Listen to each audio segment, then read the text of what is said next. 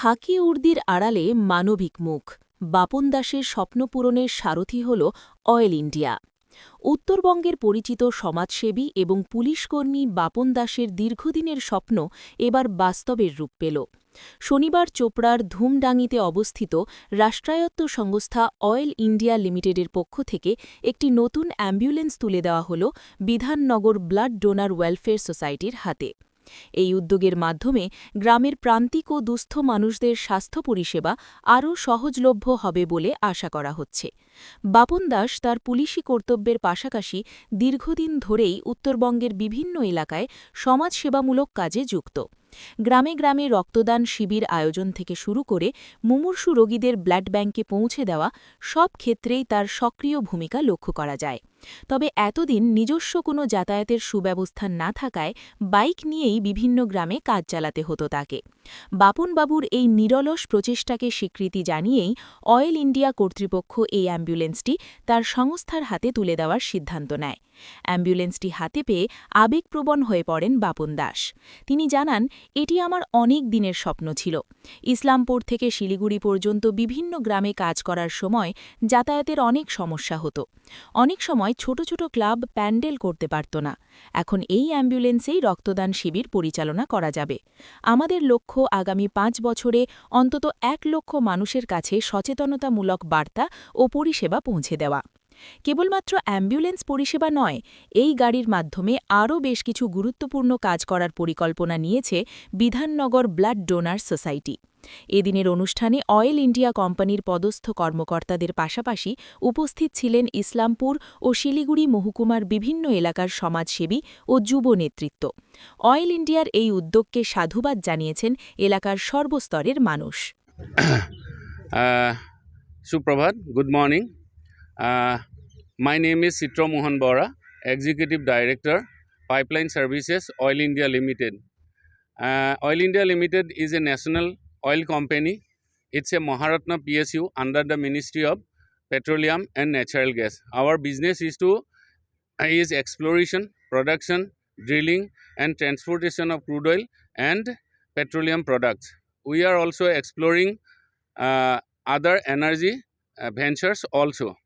Recently, we have gone for offshore drilling along with our onshore drillings.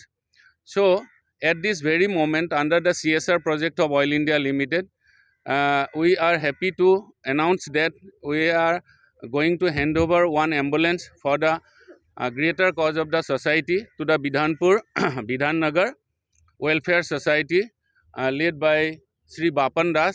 He approached us for a greater cause, and this ambulance will be used for awareness program in the society, nearby society, for blood donation camps, as well as they will they will publish the good message of Oil India Limited to the public also, and they will help poor people to carry them to the nearby hospitals. So I think this is a very noble cause, and being an Oil Indian, we feel happy along with my colleagues that we are in a position to help in a small bit to the society.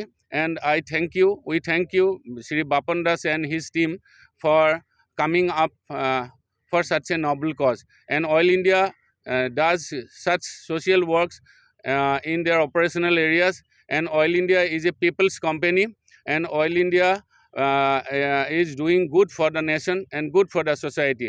So we wish your cooperation and your help, your assistance to maintain our assets like oil ROW, oil installations at different places from Assam, West Bengal and Bihar.